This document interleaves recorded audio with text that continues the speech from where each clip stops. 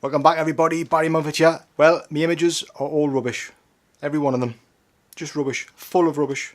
I'm going to show you how I use it to create these backgrounds for this image. Right after this.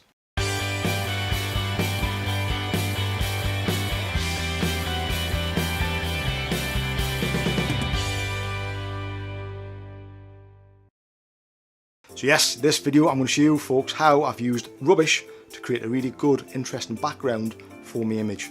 Now I spend a lot of time building dioramas just specifically to shoot these figures on, and it's becoming really time consuming. It's good fun but really time consuming, so you can't really produce much. So I wanted to try and create something where I can just use random objects from around the house, rubbish, anything I can get my hands on to create an interesting background, hopefully, and show you folks how easy it is to create an interesting image.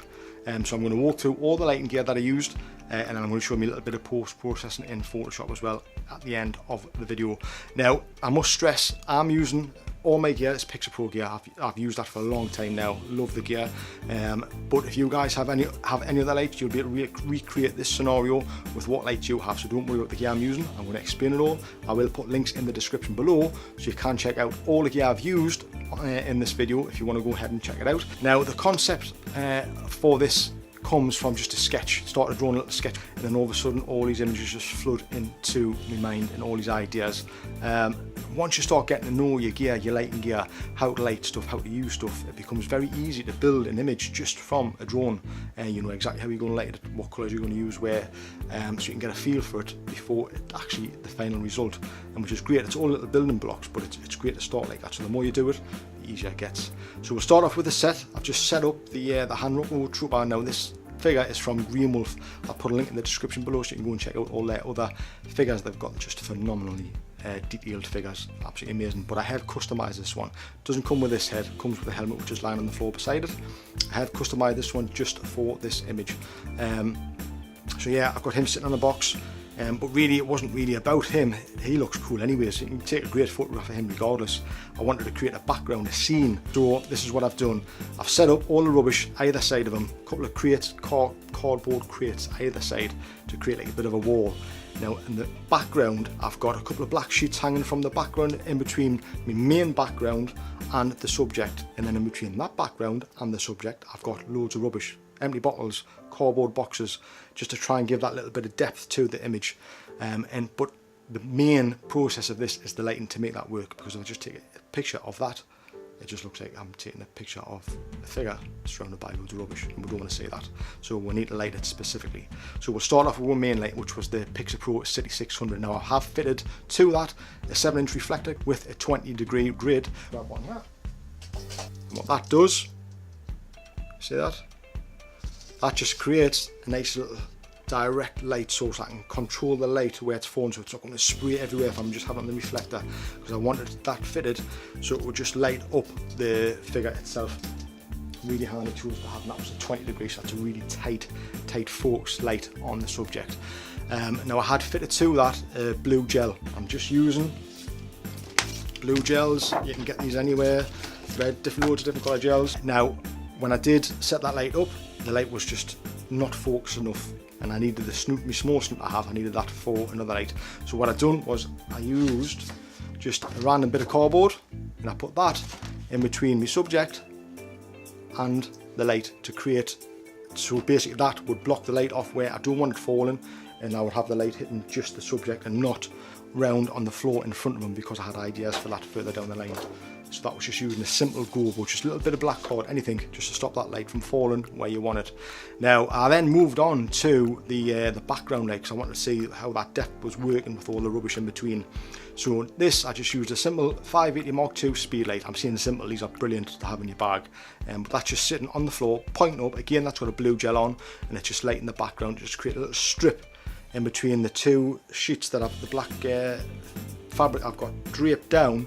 It's creating a strip in between them to kind of separate the figure from the background, so he's not falling into that darkness, and it's worked quite well, I thought. So the third light was the Pika200. Now the Pika200 I had fitted in light blaster, and what this is, you can stick a wide angle lens on the front of it, okay, and then you can focus on that, fit lots of slides in there, or your speedlight fits in there, and then what that is projected, that image is projected on a background, and I just projected an image over the front of my figure and on the cardboard running either side of him, and that was just to create those lines coming down his face, just to create a little bit more interest. Now I had that kind of facing directly at him, just above the camera, so that was coming face onto him, and that just created that little bit more of a look to it, as if there was light blasting through doors. The third light, I set up the hybrid 360 at the back of the image, and now I've just took a random studio head protector, plastic protector, and put that over the bulb. Now I wouldn't really highly recommend this because obviously the bulbs do get hot. It's not a constant light, so it's not too bad, it's just a burst of flash. And this actual plastic cap protection for the studio lights has got slots in and holes in, and when I'm firing that, it's just creating some little random lights coming out of it, which looks really nice. Now I've laid over that a red gel, which was really effective. Now the fourth light is the light that created the mood and the atmosphere really for me. I love doing this. I fitted the LED100D Mark II with a snoot, really tight, small. I've used this before, really small snoot with a grid on. Now I fitted that with that because I wanted a nice small point light source so I can create some lovely light rays coming through the image and falling on my figure sitting in the middle of the image. Now to get the light rays exactly how I wanted, I've simply just cut some cardboard. Just cut some slots in a cardboard, and I've held that in front of the light, and those light rays have just beamed down onto the figure. Now how do you get those light rays beamed down? Well, we're using just a cheap inexpensive smoke machine, and that is, I've got it marked down here, it is, yes, it's the Beams S500. It's a really cheap, inexpensive smoke machine. I'll put links to everything I've used in the description below so you can check those out. And now I'm just filling the room with smoke, and what that's doing is creating like a haze, and that light is just bouncing through it, creating all those lovely rays, and using that card with the slots in creates all those lovely rays too, and just makes a really cool look to the image, as if it's blasting through a broken shutter above or anything like that. So yeah, that was that, and then we used the smoke to create that atmosphere to produce this image. Now that image you're seeing is the image souk, that's straight out of camera. That's exactly what was produced out of the camera.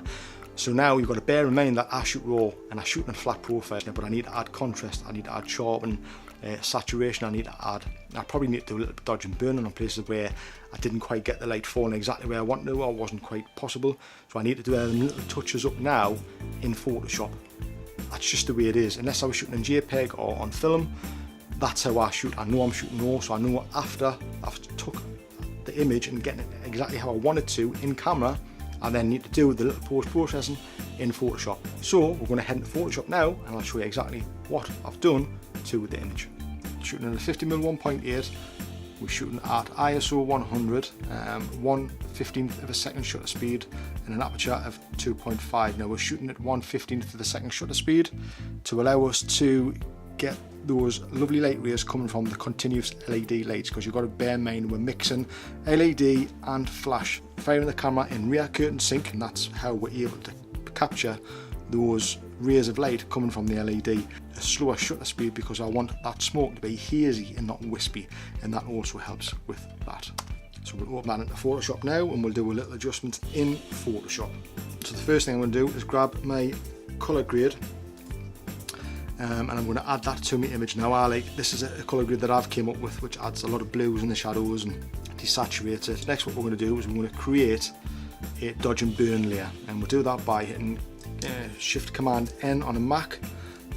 We'll change the blending mode to overlay, and we will click the box for 50% grey, and that's going to give us a nice little dodge and burn layer where I can adjust the light and dark parts of the image. Just increase the lightness of those rays coming down, just to emphasise them a little bit more on the figure.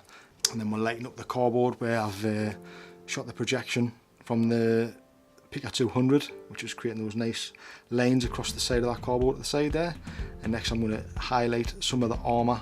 One of the main things you've got to remember when you're using smoke, and you've got your lights set up to the right power settings before you use the smoke, as soon as you incorporate the smoke in the scene, that's then going to decrease the power of the lights. Basically it's going to diffuse the light, so it's kind of a balance of getting the power setting just right with the smoke. Switch that on and off, and you can see the overall effect that that's had on the image. So So now the next step, I'm going to create a copy of all the layers below, and I'll do that on the Mac by holding the Shift, Alt, Command, J and E, and that creates a copy of all of those layers beneath. So now we're working on one solid layer, and I'm going to open this in a new bit of software that I've been using. I've been testing out on one software, and there's on one raw and on one effects. So we're now in on one software, and you can see this is the presets on the left hand side, and I tend to like using cold and crisp or crisp and cool. It's normally crisp and cool I like to use. So once I've done that, I can see the effect it's had.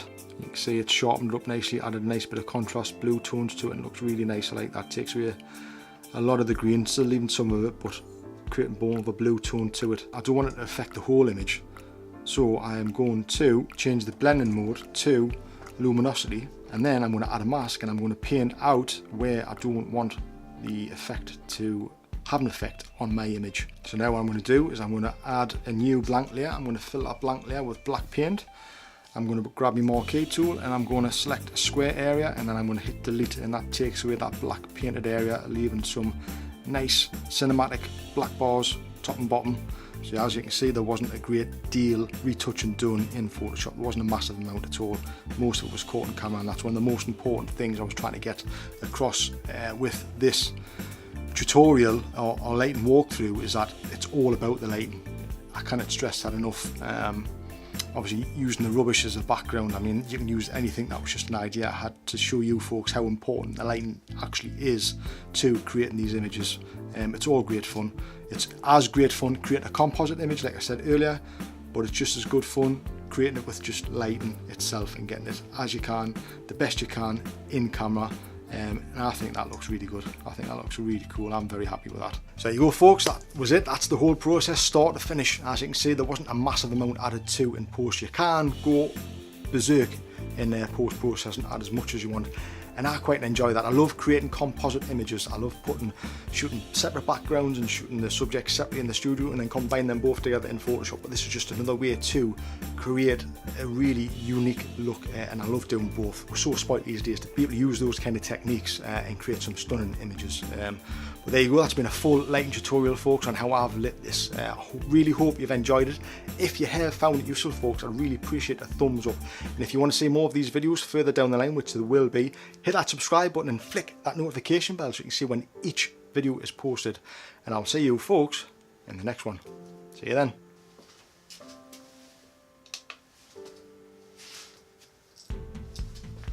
Just making me realise that I've just finished editing the full video and I realise I never switched my lights on. It's the little things.